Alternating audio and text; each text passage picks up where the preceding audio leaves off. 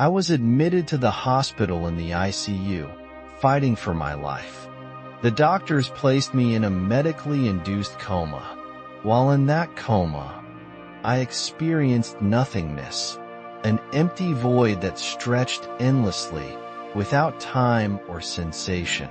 And then, suddenly, I found myself in a vast white room.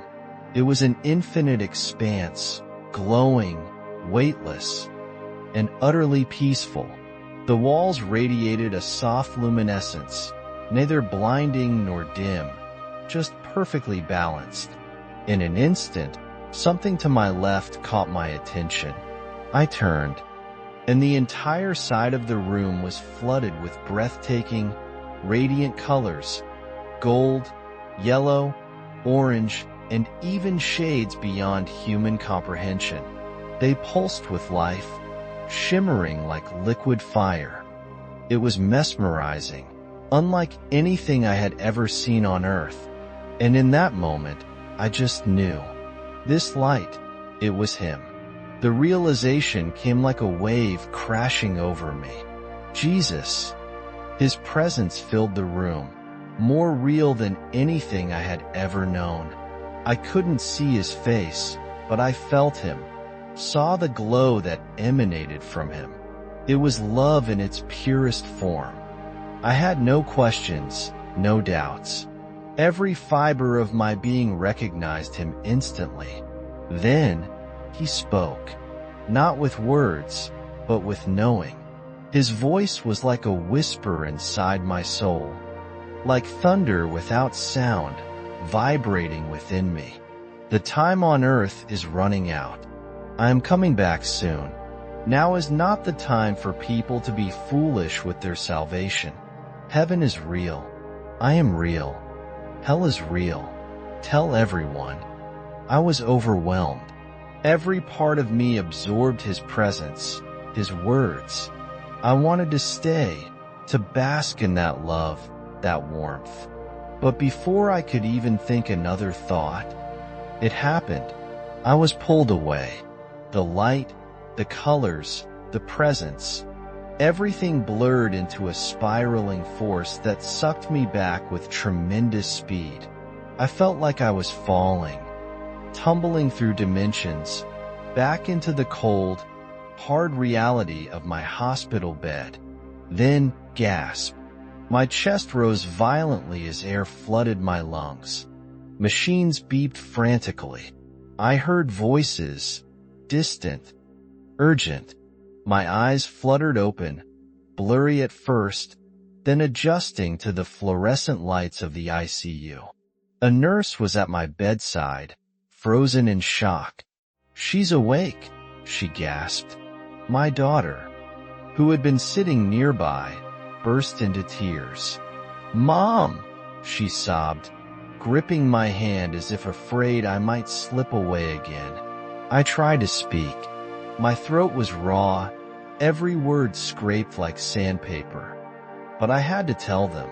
I had to say it. Jesus, he's coming back. The doctors had given up hope. My family had prepared for the worst. They were told I wouldn't survive. They were encouraged to take me off life support. But Jesus had other plans. He had sent me back with a message, and I wasn't going to waste another second. Recovery was brutal. My muscles had atrophied. I couldn't sit up, couldn't walk, couldn't even lift a spoon to my lips. Everything had to be relearned, every movement an exhausting battle. But my spirit was stronger than ever. I had seen the truth. I had walked with him. As I regained my strength, memories of the experience came back in fragments, vivid and undeniable. I remembered walking along a river with Jesus. The water sparkled with a light that wasn't just a reflection, it was alive.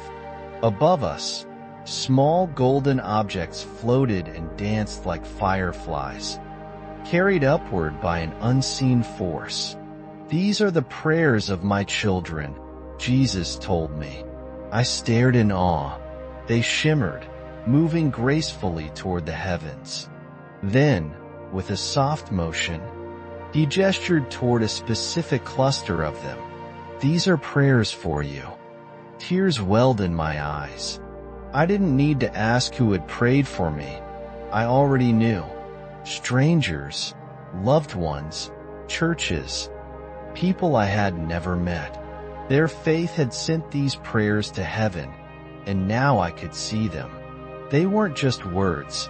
They were tangible. They had weight and substance in the spiritual realm. "Thank you, Lord," I whispered, though I wasn't sure if I had even spoken aloud. I had no concept of time while I was there. It could have been minutes or an eternity. But what I do know is that when I woke up, everything had changed. I was no longer the same person. I had been given a second chance, a mission, and I wasn't going to waste it.